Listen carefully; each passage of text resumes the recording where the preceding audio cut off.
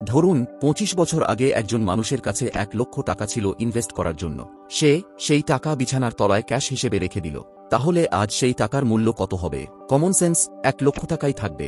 যা ২৫ বছর আগে ছিল আজও সেটাই। কিন্তু বাস্তবে ১,০০,০০০ টাকার মূল্য আগের মতো নেই, অর্থাৎ টাকার প্রকৃত মূল্য কমে গেছে। তখন ১,০০,০০০ টাকায় তিনি যা যা করতে পারতেন, আজ সেটা করা অসম্ভব। এবার আসুন ব্যাংকে ফিক্সড ডিপোজিটের কথায়। ব্যাংকের গড় হার ধরে সেই ১,০০,০০০ টাকা ২৫ বছর আগে তিনি যদি ফিক্সড ডিপোজিট করতেন, তবে আজ সেই টাকার ভ্যালু হতো ৫,০০,০০০ টাকা। এরপর আসে রিয়েল এস্টেট।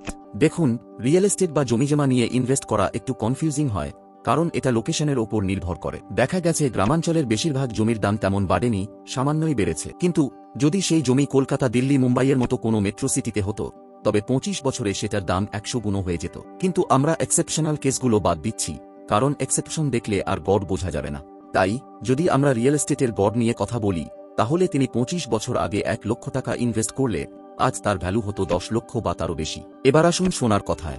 যাই হোক না কেন, সোনার দাম সব সময় বাড়ে। তিনি যদি ২৫ বছর আগে ১,০০,০০০ টাকার সোনা কিনে রাখতেন, তাহলে আজ সেটা হয়ে যেত প্রায় ১৩ লক্ষ টাকার মতো। আর ধরুন, তিনি যদি ২৫ বছর আগে ভারতের নিফটি ৫০ ইন্ডেক্স, অর্থাৎ ভারতের টপ ৫০ কোম্পানিতে ইনভেস্ট করতেন, তাহলে সেই ১,০০,০০০ টাকাই আজ প্রায় ১৬ লক্ষ টাকা হতো। অর্থাৎ টাকাটি ২৫ বছরে ১৬ গুণ বৃদ্ধি পেত।